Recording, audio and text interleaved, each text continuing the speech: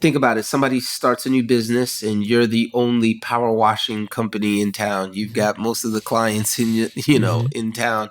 And then somebody comes and they start a power washing business and you start getting so frustrated because you think that your client share is about to get split down the middle. But the truth is there's 1 million people that live in the area that you're at. Yeah. An abundance mindset would have a person feel a lot more confident about what they're doing, but a scarcity mindset would say, "Oh, now my business profits are gonna, be cut down in half." It doesn't make you think about an opportunity, and pastors are plagued with it too. You got a church in town, and then all of a sudden, some young church planner with really good hair and and with a really good Instagram post, and the logo is popping, and the worship leader has a cool trucker hat and all that stuff, and you're over there, you've been there plowing for a while, and you can start getting intimidated, and it's a lack of an abundance mentality. So the idea too would be you, instead of focusing on what God's called you to do, you start going against the other power washing company. 100%. Yeah, you're seeing them rather than seeing your future. You're getting distracted. You're not even looking for more opportunities. Oh, well, this is a way for me to differentiate myself. Yeah. So to have an abundance mindset is to be generous. That's what an abundance mindset is. Like, I'm okay. I'm secure in what God has called me to do. Or if you're a business leader, I'm secure in my talent, my team, my acumen, our idea, our patent, whatever it is.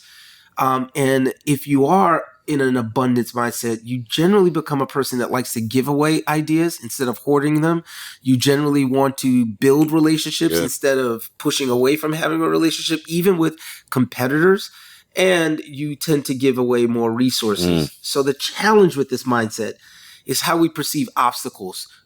If you're going to be a generous or an abundant mindset driven person, it's the way you look at obstacles. So think about it. To have an abundance mindset, you have to see things through the lens of optimism, because there's always going to be challenges. But if you have an abundant mentality, you're always optimistic about what can I add? What can I bring? What can I do to present value? Leaders are constantly looking at how I can present or give value instead of extracting value. So when you're looking through the lens of optimism, if you're looking through the lens of an abundance mentality, you'll always look at opportunities more than you'll look at opposition. You'll stop saying, "Oh, this person is a challenge to me," or "this person is threatening to me." You'll start saying, "Well, I have an opportunity to do something different," or "I have an opportunity to pivot in a particular way," or "I want to give away as much as I can to bolster, because if I do that, all of us win. All of us move to the next level." So the opposite, obviously, is scarcity thinking. John Maxwell says it this way: the scarcity mentality is the zero-sum paradigm of life. People with a scarcity mentality have a very difficult time sharing recognition and credit, power, or profit, even with those who are helping them produce something. Wow. They also have a very hard time being genuinely happy for the successes of other people. Have you ever just met one of those people? They're just not happy for the success because you're either doing a little bit better and you guys are doing the same thing. I could tell you, you as a church leader, in a place where a lot of people aren't starting churches. I can remember when a friend of mine came in, shout out Jeremy Ziegler, love Jeremy. He's a ARC church planner. I remember when he came and planted a church in our county and stuff. You know what the first thing I did was?